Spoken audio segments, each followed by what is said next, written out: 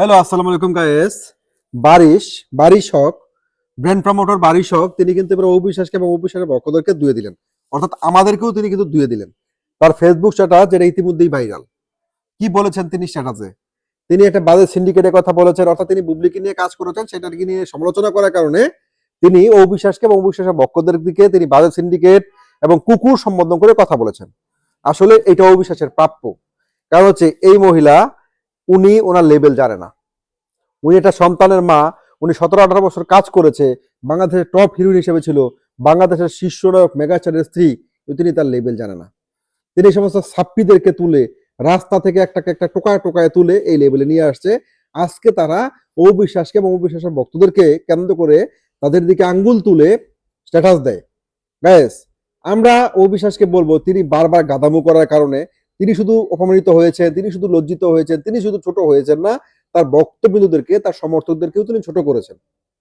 অবিশ্বাস, এই যে বারিশ হক, কে বারিশ হক? Who is she? কে সে?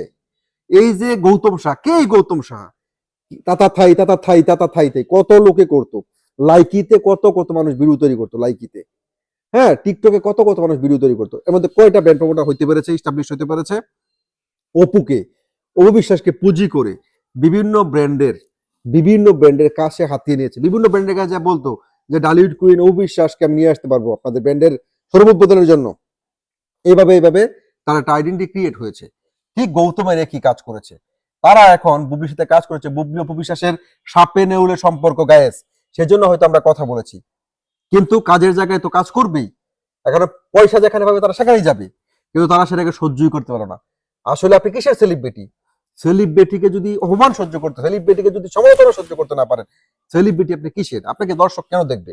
আপনি দর্শকের কাছে কেন জনপ্রিয় থাকবেন? আপনার ভালো কাজকে দর্শক অ্যাপ্রিসিয়েট করবে, ক্লাস দিবে, আপনার খারাপ কাজকে সমালোচনা করবে।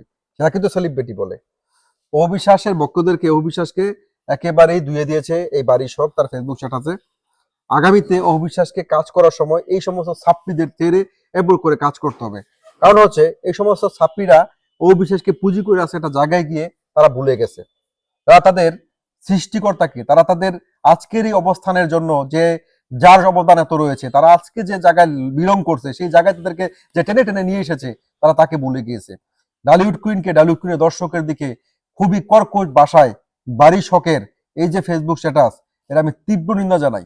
এবং অবিশ্বাসকে আগামী দিনে যেন আর কোনো ছাত্রী, আর কোনো এরকম ফালতু লোকের কথা কমেন্টস অবিশ্বাসকে এবং আমাদেরকে শুনতে না হয়, সেজন্য আগামীতে অবিশ্বাসকে প্রতি সচেতনার সাথে কাজ করার জন্য অনুরোধ করব।